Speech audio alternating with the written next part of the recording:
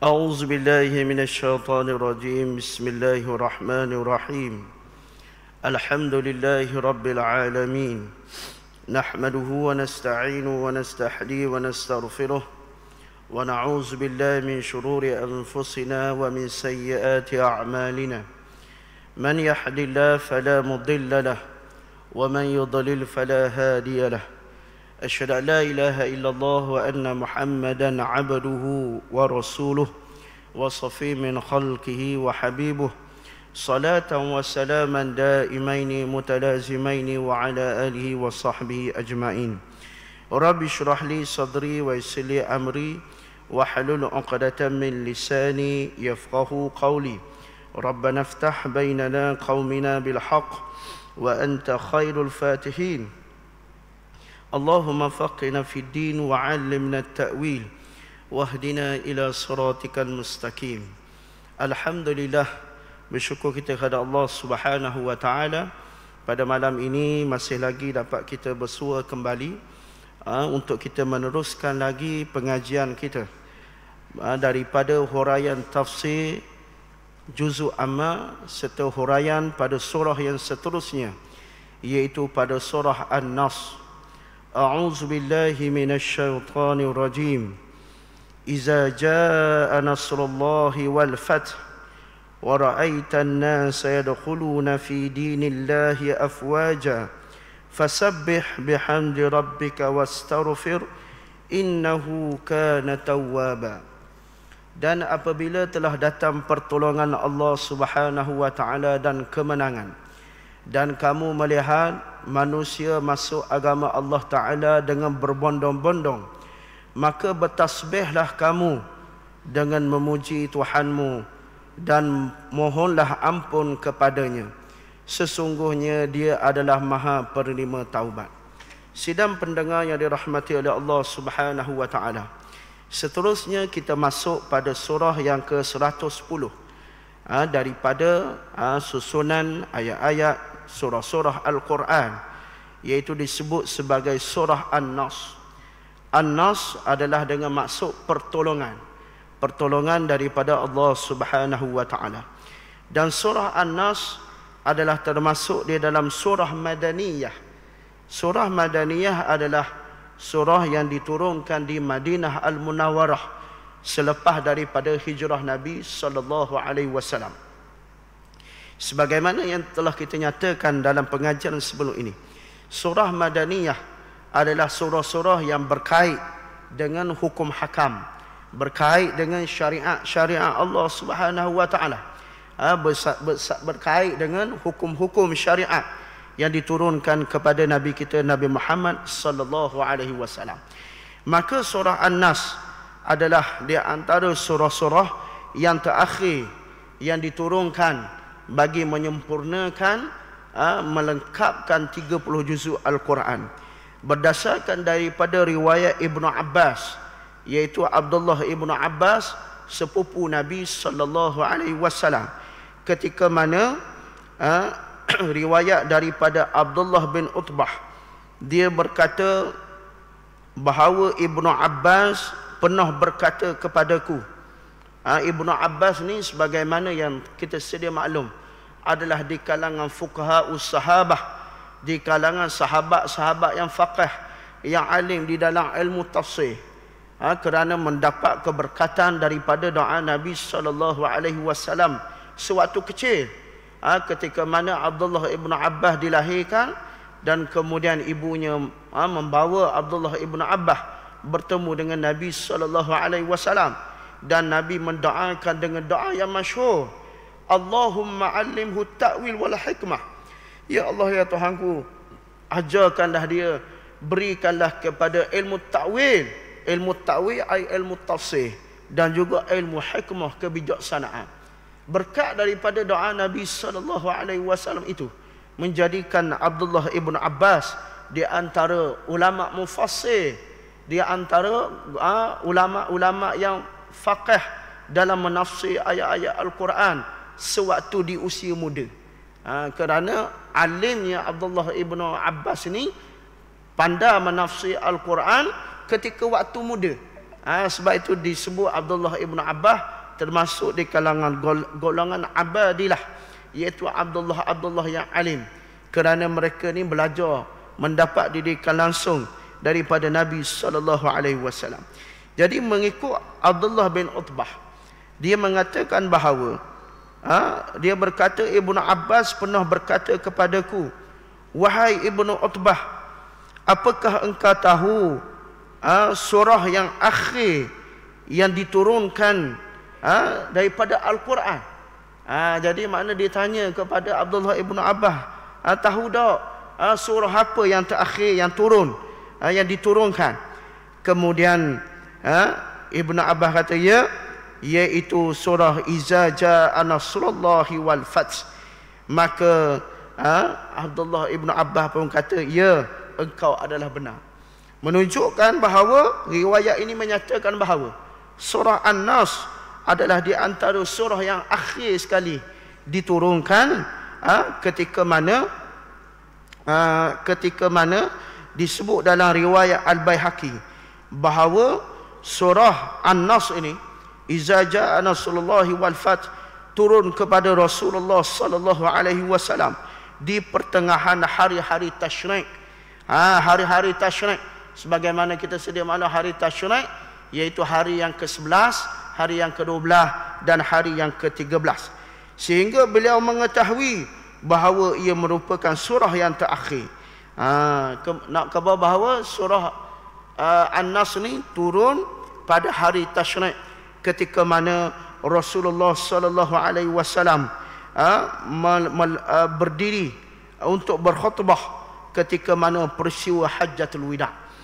Dan tuan-tuan, khutbah ini sangat terkenal, khutbah dalam peristiwa Hajjatul Wida', kerana ini adalah khutbah perpisahan Nabi sallallahu alaihi wasallam. Menunjukkan di sini bahawa surah An-Nas ini adalah di antara surah-surah yang terakhir yang diturunkan sebelum kewafatan baginda Nabi sallallahu alaihi wasallam. Dan ada riwayat menyatakan bahawa surah An-Nas ini turun 3 tahun sebelum kewafatan Nabi sallallahu alaihi wasallam. 3 tahun sebelum kewafatan Nabi sallallahu alaihi wasallam. Nabi wafat umur 63. Mana surah ini turun ketika mana umur Nabi berumur 60 tahun. Berumur 60 tahun. Dan mengikut riwayat daripada Aisyah radhiyallahu taala anha bahawa Sayyidina Aisyah menceritakan bahawa ketika mana turunnya surah ini, surah Iza Jaa Nasrullahi wal Fath, Sayyidina Aisyah meriwayatkan bahawa aku tidak pernah melihat Rasulullah sallallahu alaihi wasallam beribadat lebih banyak, lebih hebat daripada sebelum ini, sehinggalah turunnya surah Iza Jaa Nasrullahi wal Fath ini. Mengikut Sayyidina Aisyah meriwayatkan bahawa apabila turunnya surah An-Nas ini, bahawa Rasulullah sallallahu alaihi wasallam tidak meninggalkan suatu bacaan setiap kali dalam rukuk dan sujudnya, iaitu bacaan Subhanakallahumma rabbana wa bihamdika Allahumma ighfirli. Aisyah kata, selepas turun ayat ni aku tengok Nabi tak pernah tinggal baca Subhanakallahumma rabbana wa bihamdika Allahumma ighfirli di dalam rukuk dan sujudnya. Jadi Aisyah kata, aku tengok lepas turun ayat ni, ibadat Nabi sallallahu alaihi wasallam luar biasa. Luar biasa. Maknanya seolah-olah memberi gambaran bahawa Rasulullah sallallahu alaihi wasallam telah mendapat isyarat daripada Allah Taala bahawa Rasulullah sallallahu alaihi wasallam akan menghadap Allah Taala tidak lama lagi. Sebab tu tuan-tuan, Aisyah kata, lepas turun ayat ni aku tengok Rasulullah dari sudut semayang ibadat luar biasa. Makna Rasulullah menggandakan amalan.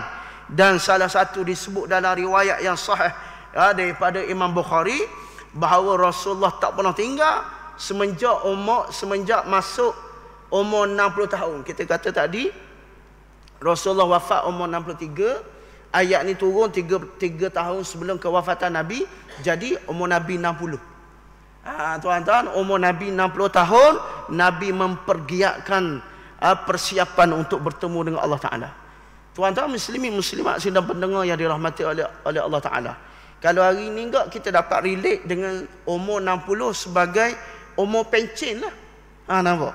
Orang hari ni start pencen umur 60. Maka tuan-tuan, umur 60 ni adalah umur yang sangat relevan dan memang menjadi satu umur untuk kita wajib telah kita boleh letakkan kewajipan kita untuk membuat persiapan bertemu dengan Allah Ta'ala. Untuk bersemu dengan Allah Ta'ala. Tuan-tuan, 60 tahun, bila umur kita masuk 60 tahun, bukan lagi waktu untuk kita bersedap-sedap. Bukan lagi waktu kita untuk berfoya-foya dengan dunia. Ada orang tuan-tuan umur 60 tahun, jumpa ustaz tanya, "Ustaz, saya nak peceng dah ni. Nak kayak gini awak kenapa peceng?" "Nah, ustaz, saya cadang saya nak berniaga buka kedai." Saya kata, "Tak payahlah." Nah, walaupun kita kata orang peceng ni, bila dia peceng OKB lah, orang kaya baru. Nah, orang kaya baru peceng. Dah dia boleh piti banyak. Tapi tuan-tuan, gunakan kesempatan itu untuk membuat persiapan untuk bertemu dengan Allah Ta'ala. Maksudnya tuan-tuan, bila sampai umur 60 tahun, ia adalah umur yang sangat kritikal. Sangat kritikal. Bukan lagi waktu untuk kita disibukkan lagi dengan dunia. Selama ini umur kita 30 tahun, 40 tahun, kita sibuk dengan dunia. Mencari kurniaan rezeki Allah Ta'ala. Nak tubik gelap balik gelap. Tubik gelap balik gelap. Siapa tak dang kita nak mari ke masjid. Tak dang nak mendengar ilmu. Tak dang nak mari kuliah. Tak dang nak mari ke masjid. Maka tuan-tuan, umur 60 adalah umur yang sangat kritikal untuk kita buat persiapan bertemu dengan Allah Ta'ala. Maka surah ini memberi isyarat kepada kita bahawa Aisyah kata bila turun sahaja ayat ni, umur Nabi 60, aku tengok Nabi tak pernah tinggal baca Subhanakallahumma Rabbana wa bihamdika Allahumma rfili pada setiap rukuk dan sujudnya. Maka tuan-tuan, marilah kita mengambil iktibar dengan kita menambah kualiti ibadat kita.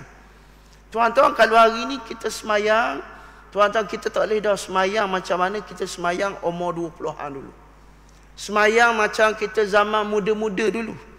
Ataupun kita semayang dulu, tuan-tuan, kita baca bila rukuk, bila sujud, kadang-kadang kita baca Subhana Rabbiyal A'la sekali, kadang-kadang 3 kali, kadang-kadang tak baca pun. Maka tuan-tuan, malam ni mari kita mengambil semangat daripada Nabi SAW. Bermula malam ni kita mempertikatkan satu nilai tambah di dalam bacaan rukuk dan sujud kita. Biasa sebelum ni kita baca Subhana Rabbiyal Azim wa bihamdih, ataupun Subhana Rabbiyal A'la wa bihamdih. Bermula malam ni tuan-tuan, mari kita tambah satu lagi bacaan. Selepas mana kita baca Subhana Rabbiyal Azim wa bihamdih, cuba kita tambah satu lagi bacaan Subhanakallahumma Rabbana wa bihamdika Allahumma rfili.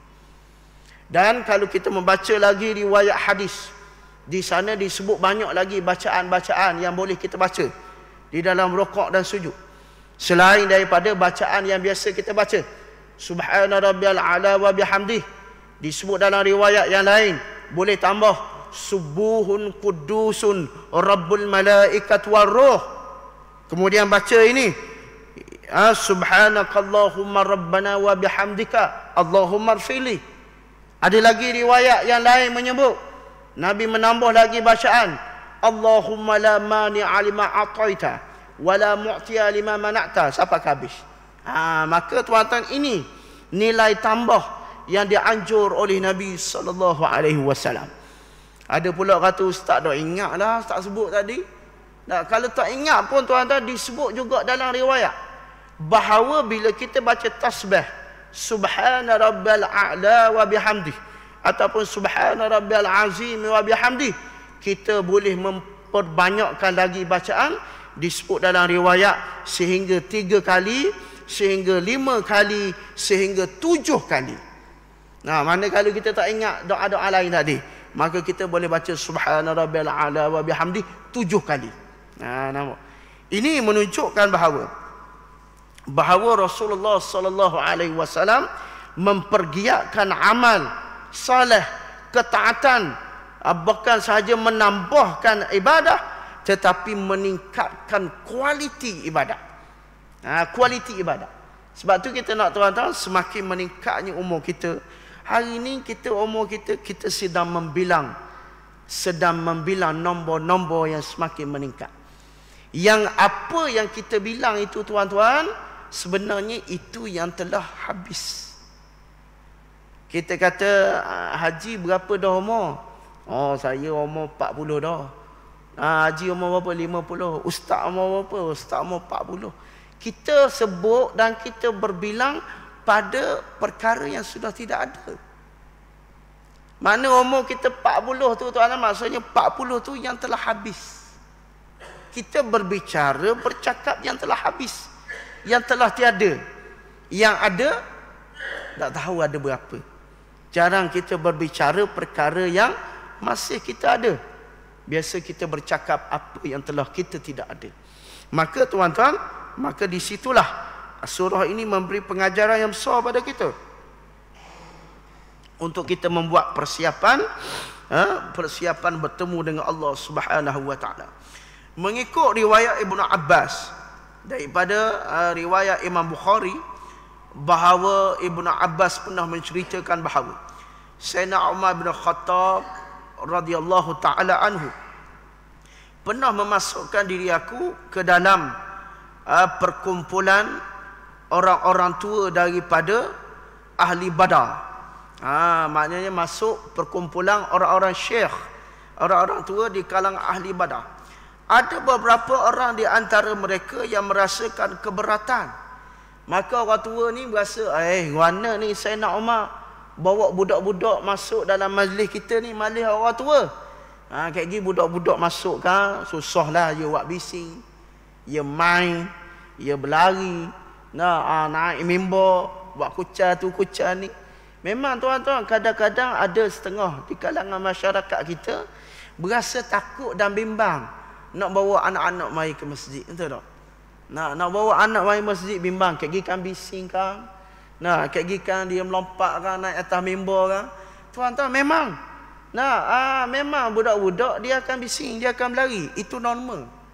Yang tidak normal tuan-tuan, orang tua berlari dalam masjid waktu. Yang tidak normal. Kalau budak-budak lari dalam masjid, itu normal. Maka tuan-tuan, bawalah anak-anak mari ke masjid. Supaya kita dedahkan kepada anak-anak kita, kanak-kanak, budak-budak, environment bi'ah salihah, suasana yang baik, suasana orang semayang. Biar dia tak semayang pun tuan-tuan tak apa. Bawa dulu anak-anak yang kecil ni, dia tak semayang pun dulu tak apa. Nabi SAW sebut dalam riwayat yang masyhur, muru auladakum bis salah iza sabah. Suruh anak kamu solat apabila umur 7 tahun. 7 tahun, wadribuhum, dan pukul mereka apabila mereka umur 10 tahun. Maka tuan-tuan, Rasulullah beri jangka masa 3 tahun di antara umur 7 hingga 10 sebagai tempoh tarbiyah. Maksudnya apa tuan-tuan? Kalaulah tak semayang lagi, tak apa. Kita bawa anak, tapi ni ramai-ramai anak umur 6 tahun pandai dah semayang. Kita bawa umur 5, 6 tahun, 7 tahun mari ke masjid. Dia tak semayang lagi, tak apa tuan-tuan. Sekurang-kurangnya dia tengok orang semayang. Dia melihat environment, suasana dalam masjid. Suasana orang semayang, suasana orang duduk dalam keadaan sopan, suasana orang mendengar kuliah pengajian. Biar ada suasana itu, supaya apabila dia besar kelak, dia tidak berasa malu dan segan untuk datang ke masjid. Sekurang-kurangnya dia kenal ada orang masjid. Kita bawa anak kita, mari kita pun kenal kepada Tok Imam. Oh, Tok Imam ni Tok Imam masjid, ini Tok Bilal masjid, ini Tok Siok masjid, ini semua jemaah masjid. Jadi tuan-tuan, bila dia besar lagi, dia tak segan lah nak mari ke masjid. Maka begitu. Maka bawalah anak-anak mari datang ke masjid. Tetapi tuan-tuan, pada masa yang sama, kita kontrol lah anak-anak kita. Jangan lock begitu saja. Kalau dia buat bising, kita beri nasihat, sama-sama nasihat. Bukan saja ibu bapa yang beri nasihat, kita pun ahli jemaah beri nasihat.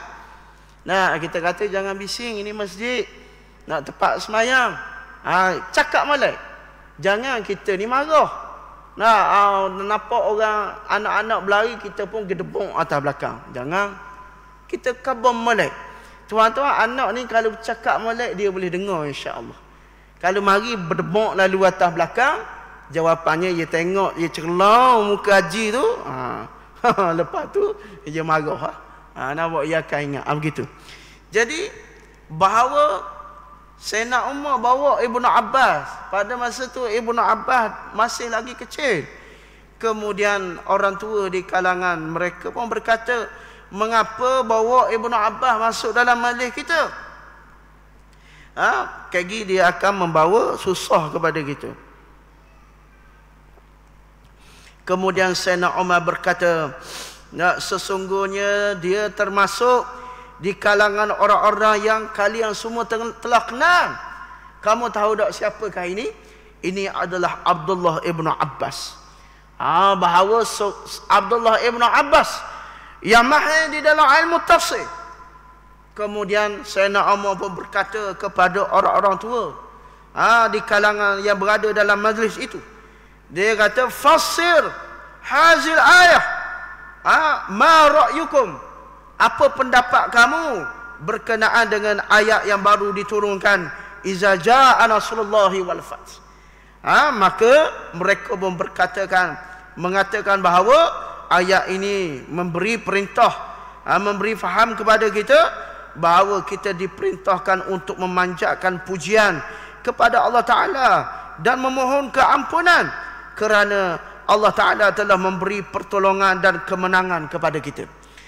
Ayat ini tuan-tuan, Allah Ta'ala menyatakan pada permulaan, iza jaa nasrullahi wal fath.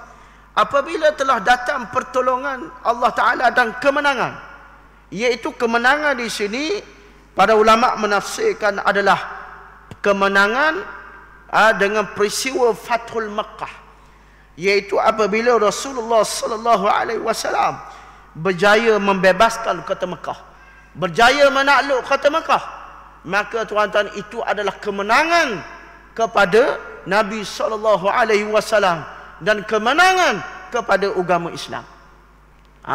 Asbab daripada pertolongan Allah Subhanahu wa taala yang bermula daripada peristiwa perjanjian Hudaibiyah. Perjanjian Hudaibiyah menjadi kunci kepada kejayaan pembebasan kota Mekah. Maka Allah Ta'ala berfirman pada ayat yang seterusnya, wa ra'aitan nasa yadkhuluna fi dinillahi afwaja.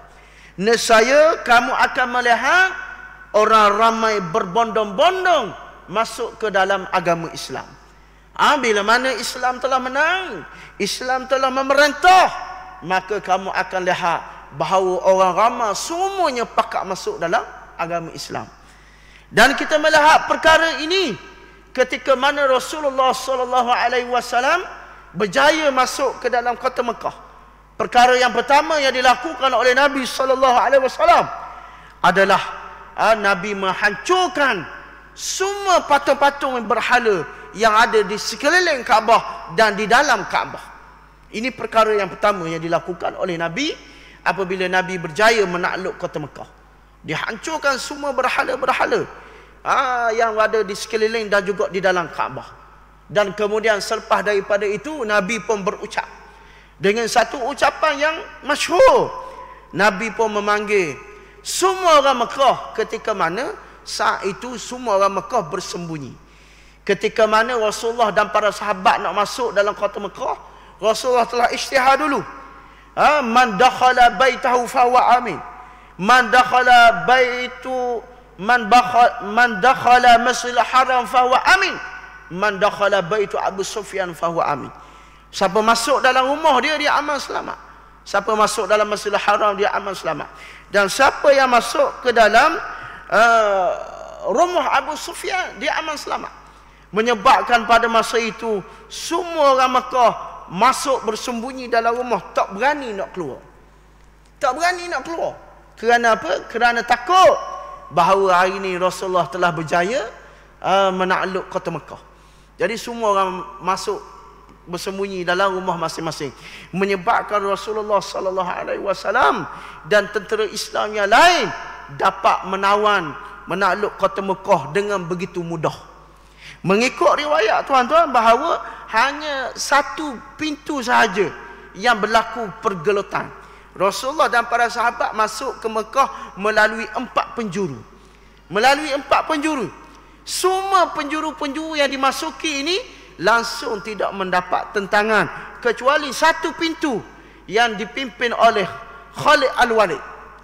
Khalid Al-Walid pada masa itu sahaja hanya mendapat sedikit tentangan, tapi tanpa sebarang pertumpahan darah. Mana Rasulullah sallallahu alaihi wasallam berjaya menakluk kota Mekah dengan aman selamat. Kemudian apabila suasana telah aman, kemudian Rasulullah sallallahu alaihi wasallam memanggil semua orang Mekah berhimpun di hadapan Kaabah. Rasulullah sallallahu alaihi wasallam bersabda, "Apa pendapat kamu? Apa pendapat kamu pada hari ini? Kamu rasa apa yang akan Muhammad buat kepada kamu hari ini?" Nah, tuan-tuan, sebagaimana kita sedia maklum, apakah penduduk Mekah apa yang tidak penduduk Mekah buat kepada Rasulullah sallallahu alaihi wasallam? Orang Mekah menghina Nabi, mencerca Nabi, mengata Nabi orang gila, ahli sihir, dan kemudian menyeksa Nabi sallallahu alaihi wasallam. Apa orang Mekah tak buat kepada Nabi? Maka menyebabkan orang Mekah berasa takut. Orang Mekah kata, bila hari ini mesti Muhammad akan balas dendam. Mesti Muhammad akan bunuh kita semua pada hari ini. Nabi kata, "Ma ra'yukum, apa pendapat kamu hari ini? Kamu rasa apa yang Muhammad akan buat pada hari ini?" Pada masa itu orang Mekah pun berucap mendengar kata-kata merayu, "Ya ibni ammi, wahai anak dara aku." Nampak? Mula ucapan merintih, "Wahai anak dara aku." Tiba-tiba mengaku anak dara. "Wahai anak cucu keturunan yang mulia, wahai anak cucu Abdul Muttalib, kamu orang baik, kamu orang mulia. Kami yakin bahawa hari ini kamu akan melakukan perkara yang baik juga." Nampak? Memang itu sifat. Sifat orang apabila telah kalah. Apabila berada dalam keadaan terspek, maka dia pun mengayu, "Ya ibnu ammi, ya ibnu ammi." Kemudian Rasulullah sallallahu alaihi wasallam pun bersabda, "Izhabu wa antum talaqa." Pergilah kamu semua, hari ini kamu dibebaskan. Maksudnya apa? Rasulullah sallallahu alaihi wasallam memberi pengampunan beramai-ramai kepada orang Mekah.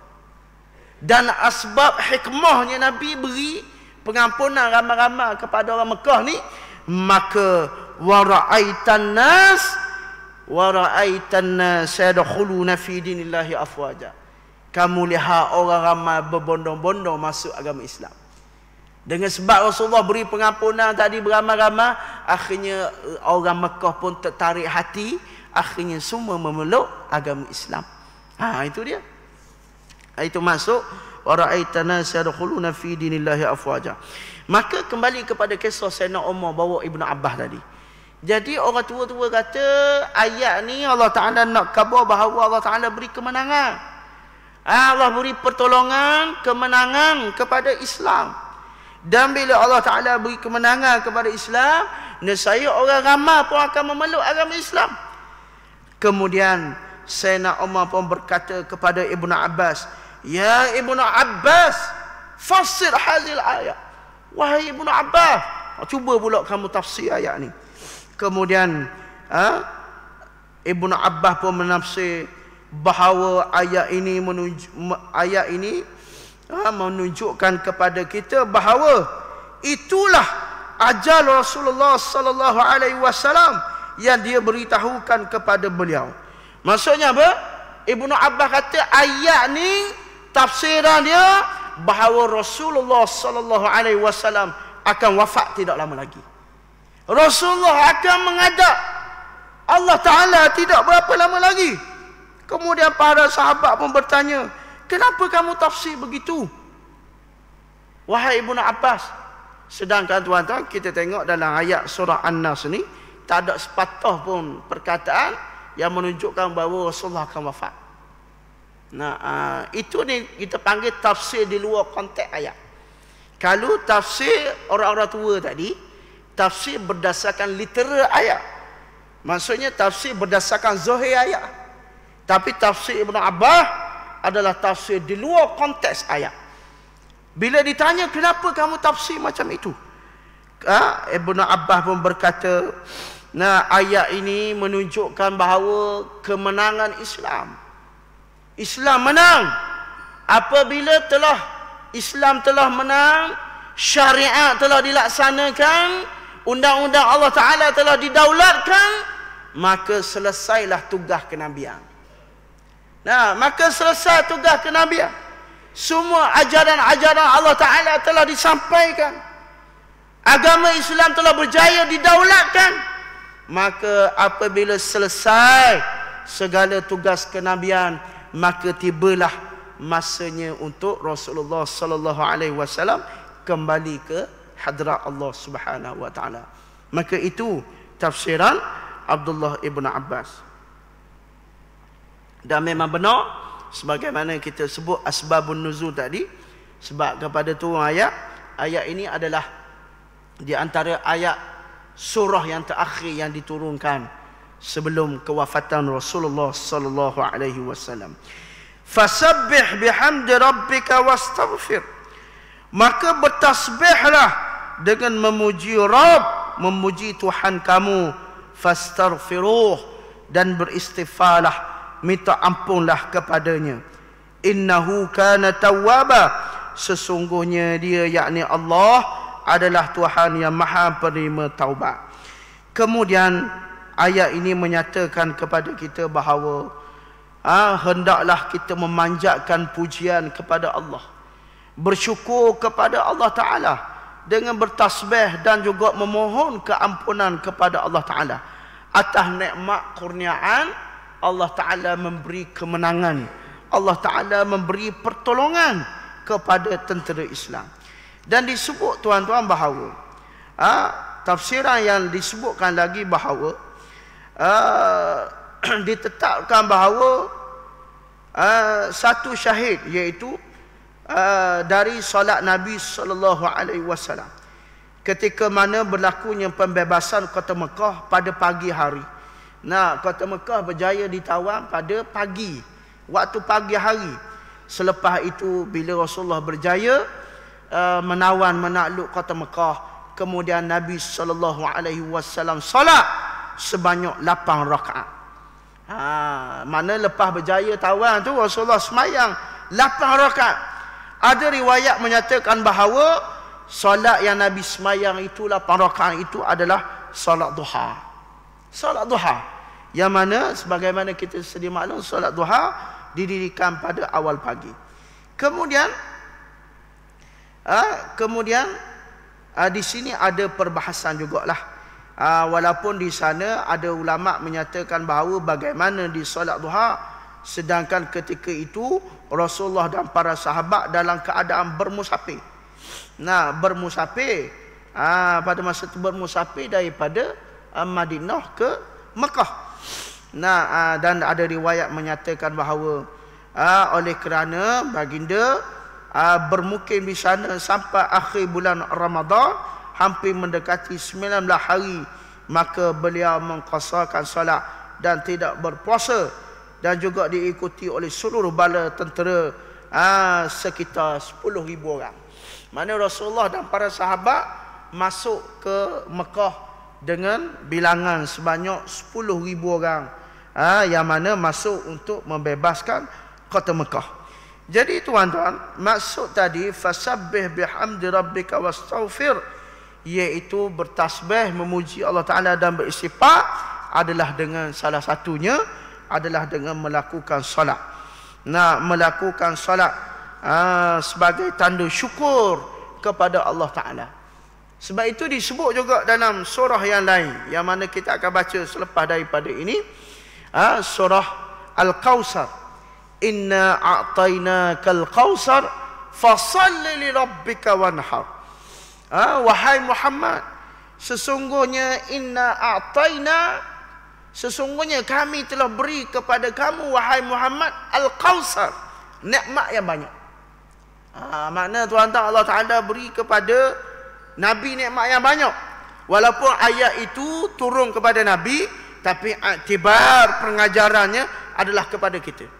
Sebab kaedah disebut al-ibratum bi umumil lafzi la bi khususis sabab.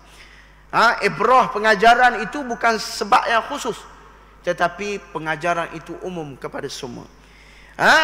Wahai Muhammad, kami telah beri kepada kamu nikmat yang begitu banyak. Tuan-tuan, hari ni kalau kita nak kira nikmat Allah Taala tak terkira. Wa in ta'uddu ni'matallahi la tuhsuha. Kalau kamu nak kira, hitung nikmat Allah Taala tak terhitung, tak boleh nak kira kita, tuan-tuan. Jangan kata nikmat hak yang di luar ini, tuan-tuan. Nikmat pada diri kita sendiri. Nikmat yang pada diri kita. Apa kita, tuan-tuan? Pada diri kita nikmat panca indera. Mata, tangan, telinga. Dengan mata kita dapat melihat, tuan-tuan, subhanallah. Melihat ini adalah nikmat yang besar. Tuan-tuan, nikmat yang besar. Bagi kita ni contoh, seumpamanya macam saya, orang yang pakai spek mata ni, tuan-tuan. Kalau buang spek mata, hilang terus nikmat. Tak nampak benda ni. Maka tuan-tuan, besarnya nikmat Allah Ta'ala. Nak nikmat panca indera, nak nikmat rezeki, makan, kesihatan dan seumpamanya. Maka bila nikmat yang banyak, fasalli li rabbika wanhar. Maka kenallah nikmat kamu yang banyak, hendaklah kamu fasalli, hendaklah kamu salat dan wanhar, dan hendaklah kamu berkorban. Maka tuan-tuan, selepas mana Allah Ta'ala berikan kepada kita nikmat yang banyak, maka bertasbihlah pada Allah, beristighfarlah kepada Allah Ta'ala. Nah, salah satu di antaranya adalah dengan kita menunaikan solat. Moga bermanfaat pada pertemuan kita pada malam ini. Apa yang baik daripada Allah Ta'ala, yang lemah dan kurang itu adalah kelemahan daripada diri saya sendiri. Wallahu subhanahu wa ta'ala alam. Assalamualaikum warahmatullahi ta'ala wabarakatuh.